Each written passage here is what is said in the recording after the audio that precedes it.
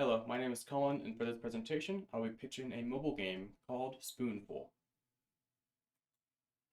My game is about a chef protecting his recent creation from thieving spoons trying to get a bite. This game scratches the itch for a quick-paced game with simple rules they can pick up and play for a few minutes or for a few hours on end. It features a fun, quirky story where you play as a chef protecting their delectable dish from spoons that move across the screen in random patterns. The player will have access to items and abilities to help them as the spoons dart across the screen for their targets. With survival mode being endless and objective mode with 180 styles, the player has a plethora of options to play. This game is marketed to a younger audience with a short attention span and the interest in food. The game will work towards an E10 plus rating, allowing access to anyone who is interested in playing. The genre this game falls under is a mixture of arcade, survival, and action. Arcade, due to its roots being inspired by Whack-A-Mole, survival, due to the game's survival mode, and action because it requires the player to be quick and responsive to play the game. Gameplay will be broken down into two different game modes, survival and objective. For survival, the player must tap spoons as they spawn and move down the grid towards their health bar for as long as they can. Ingredients will spawn periodically, and the player must avoid them so they can reach the health bar to be collected. Ingredients are used to unlock abilities and craft items that help them as the game increases in difficulty. The ingredients found in survival are considered tier 1 and are the most common ingredients in the game. As the level progresses, more spoons will spawn faster and their speed will increase. For objective mode, the player will randomly be given one objective out of 30 unique scenarios. Each scenario are a mixture of 5 different objectives and 6 different special ingredients, tier 2, which is only obtainable in this mode. To increase the level of difficulty and replayability, the player can also turn on a random modifier that will increase the randomness to 180 different scenarios, giving the player a new experience every time they play. The gameplay loop for objective is relatively similar to survival, with objectives and modifiers slightly altering the gameplay to keep each level feeling fresh. Two examples of an objective mode level with a modifier would be the objective of collecting a specific amount of tier 2 ingredients with a modifier of reverse movement, where everything spawns at the bottom and moves upwards. Another objective mode may be boss battle, where the player must swipe ingredients upwards to damage the boss, while the modifier makes all spoons take 2 taps instead of 1. The player has 4 core actions. The first is tapping spoons. This is their primary way to stop spoons from reaching the player's health bar. The second core action is collecting ingredients. As the level progresses, ingredients spawn similar to spoons and will move towards their health bar. If they reach the bottom without the player tapping them, they will keep them and each be added to their inventory. The third core action is abilities. Players can unlock abilities by spending their hard-earned ingredients in their inventory menu, which will give them permanent access to the ability. The player can have up to 2 abilities equipped at a time and use them each once per level. There are currently 6 different abilities the player can unlock, with more being developed. One ability is Strawberry Cheesecake, which is also known as double damage.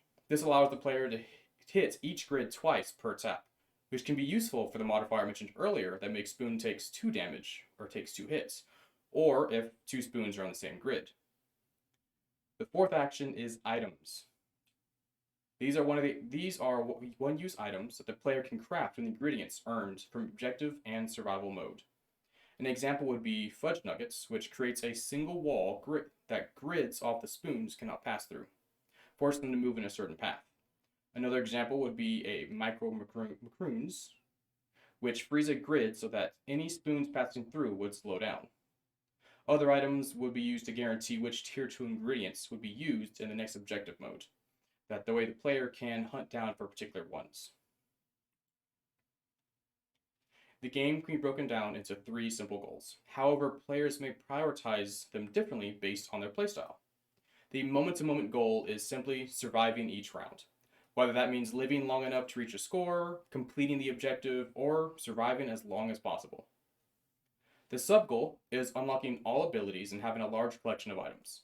Since items are one use, the player will eventually need to earn more, but crafting all the different items and keeping a large supply of them is still a pretty good goal. The main goal is to earn the highest score possible. For some people, the sub goal and the main goal may be switched out, but my reasoning is that for the main goal, no matter how many items you've unlocked, you can always strive for a higher score. You can only unlock all the abilities once. There will be a lot of feedback provided to the player to keep them invested and their attention focused on the game progression. A few examples are vibrating the mobile device when the player takes damage, creating a red glow on the border of the screen as the player takes more damage, a score to keep track of the time or spoon stopped, a health bar to visually show damage taken, ability visuals, effects to know when they were used, a counter for ingredients collected, and many more other options. More ways of feedback will be added as the game progresses in production, including audio cues for enemy spawning, being detected, damage taken, and ingredient scoring. Since this game will strictly be on mobile devices, it will have a touch-based controls. The core part of this game is the player tapping spoons, which means that the entire screen will be the controller as they tap away at the seamlessly endless wave of spoons. The plan for this game is to be released on Google Play for Android devices, and eventually, after more testing, being released on the Apple Store.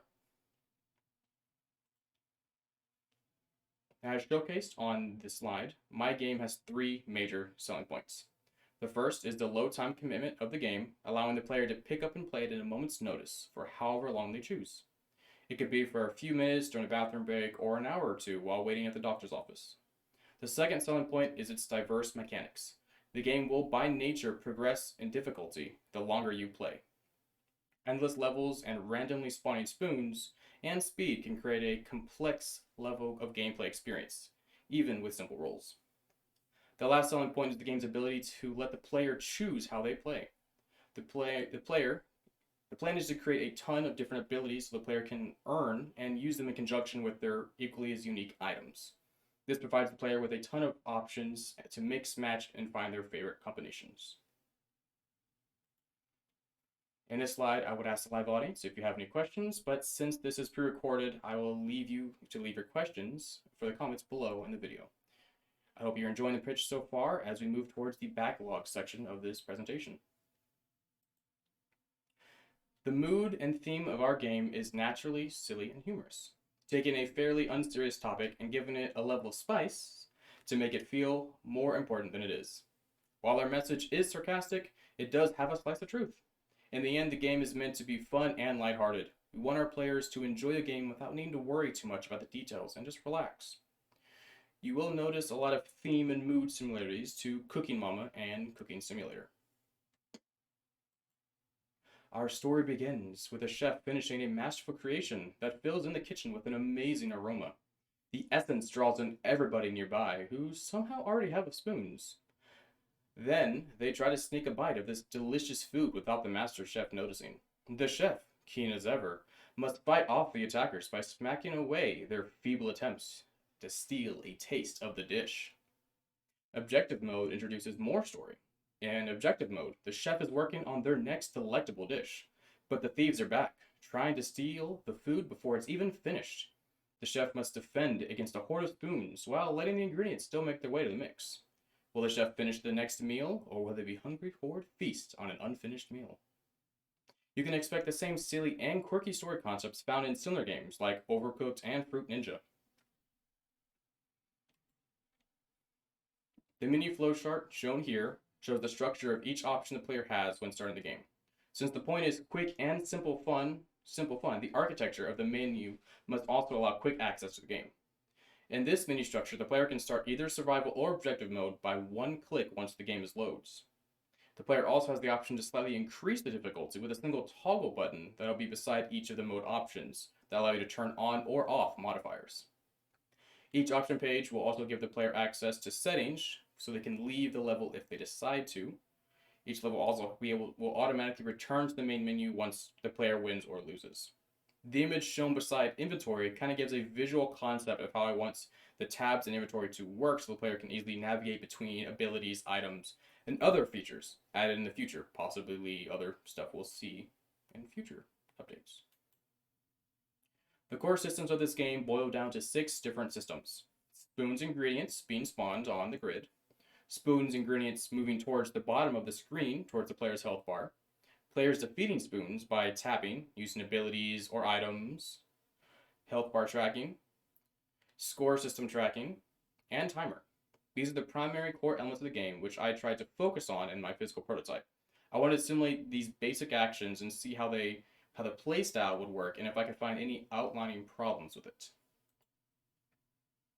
The core mechanics of this game are split into 3 sections: player skills, objects, and core actions. For player skills, it all depends on the player. Due to the game's fast nature, they will need to have good hand-eye coordination and timing to hit their targets. For objects, there are spoons, ingredients, health bars, score, abilities, items, timer, and objective. Each have a specific aspect that affects the game. Spoons are the enemies which the player must defeat. Ingredients, the player wants to collect, but can accidentally remove and lose. The health bar is a visual tracker for the player to know if they have lost or not and how well they're doing. The score shows the player how well they are doing depending on their game mode. Abilities, players can pick up and let them pre-plan their strategies to help them on the harder levels. Objectives, or lasting longer in survival. Items allow players to work towards smaller goals and explore more dynamic playing while combining with abilities. The timer is used in specific objective modes and to track how long the player has lasted in survival. Objective is the player's goal when the player is playing objective modes. Objective and objective. The core actions, there is tapping spoons, collecting ingredients, using abilities, and spending items, similar to the core systems mentioned in the previous slide. In this slide, I showcase the physical prototype board used in my testing. While rudimentary and not digital, it provides a great way to test out the layout of the grid for spawning spoons and ingredients, health bar, the size of the grid, placement of visual cues for players, etc. While the changes from version 1 to this version 5 are more targeted towards a playstyle of a physical board, it still proved great teaching moments for color design and design layout. In this slide, I showcase the 4 games referenced in earlier slides as they are the inspiration for the aesthetics of this game. They all have their own unique designs and inspire the direction this game is going. The game will be moving forward with a red and gray color palette, similar to the game shown on the screen.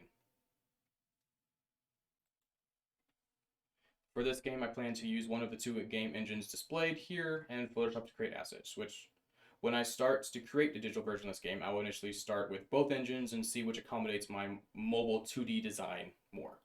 I have little experience with audio creation, so I will need to do more research as I progress to see what will do well for creating music and sound effects for my game.